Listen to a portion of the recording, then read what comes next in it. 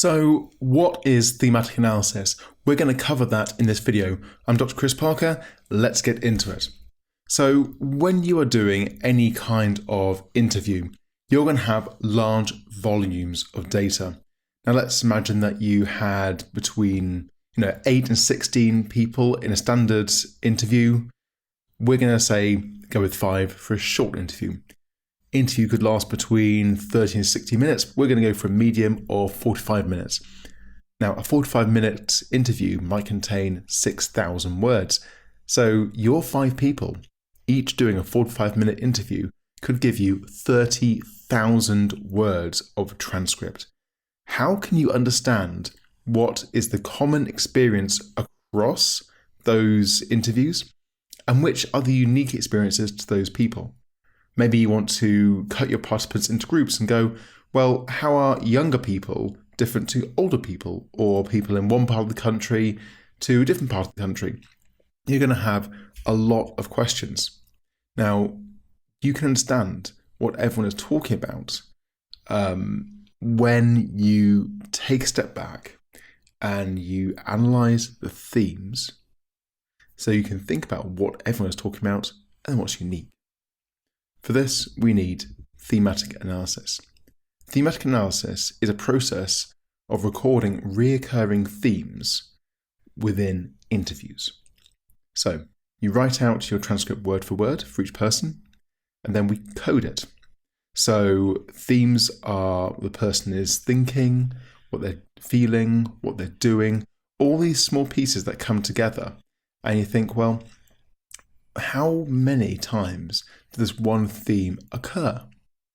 So the researcher can count them and you can see common areas where there's this theme happening all the time with these people, or there's this theme which only happens within this one situation.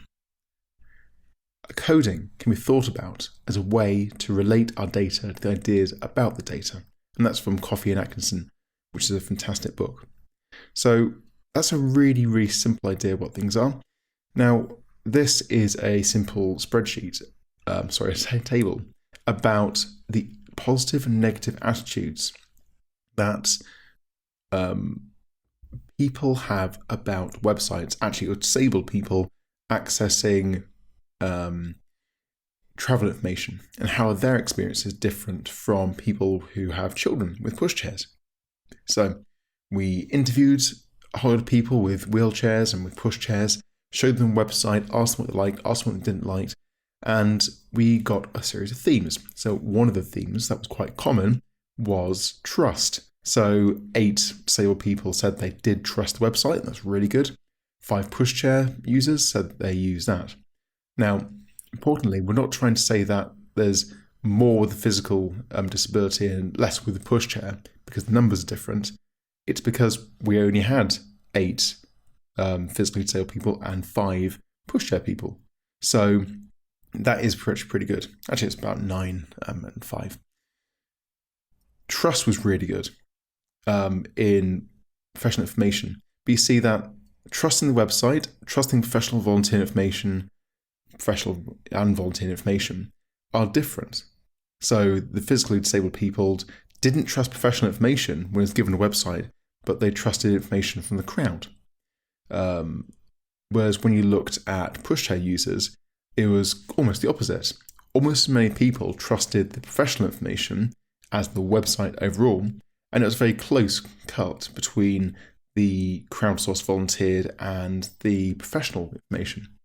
So this tells us that people who are in a wheelchair and depend on it to get around and live a normal life have a different opinion about information and trust and the way it's presented and where it comes from than people who are temporarily pushing a pram. So if we want to collect data and give it to a disability group, volunteer crowdsourced data is far, far better. When we're looking at parent groups with pushchairs, then information from professional and volunteered sources is good to mix. Now, maybe we can explain this further and go in different ways. That's the next step, which I'm going to show you in the next video about writing things up. But you're starting to see that these are themes, with the numbers, how many times they occurred, and by which kind of group is saying which item. and we can understand how the group as a whole is acting in a way that just one interview couldn't. Now, thematic analysis is incredibly important. This kind of transcribing interviews, looking for common themes occurring and drawing inferences from it, represents about 31% of all the usability metrics that we use. Now, statistics might cover a little bit more and numbers to cover a little bit more, but not only is just under a third of all usability measures completed with thematic analysis, the top two tasks that UX designers embrace when doing a usability investigation is thinking aloud and interviewing.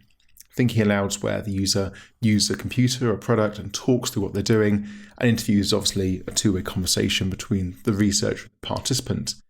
Both think aloud and interview need to be understood through thematic analysis. So it is an absolute essential skill. If you want to do well as a UX designer, you've got to be really great at doing thematic analysis. So in the next video, I'm going to guide you through completing your analysis.